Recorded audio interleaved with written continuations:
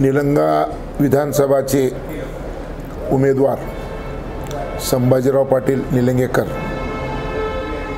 यांची निशाणी कमळ आहे आणि 20 तारखेला विधानसभेचं मतदान आहे।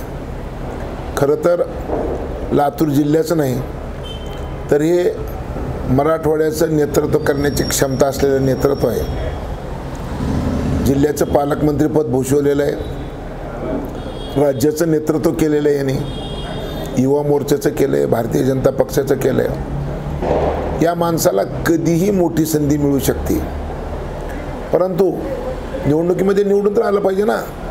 आणि म्हणून तुमचं काम आहे निवडून देणे आणि संध्या आपोआप येणार आहेत। दुसरं कोणी जरी निवडून आलं तर संभाजीराव एवढं मोठं पद कुणीही पक्षातल्या कुणीही नेत्याला मिळणार नाही, हे सूर्यप्रकाश इतकं सत्य आहे। आणि म्हणून संभाजीराव पाटलाच्या पाठीशी आपण सगळ्यांनी उभं राहावं ही माझी कळकळी विनंती आहे। जय हिंद।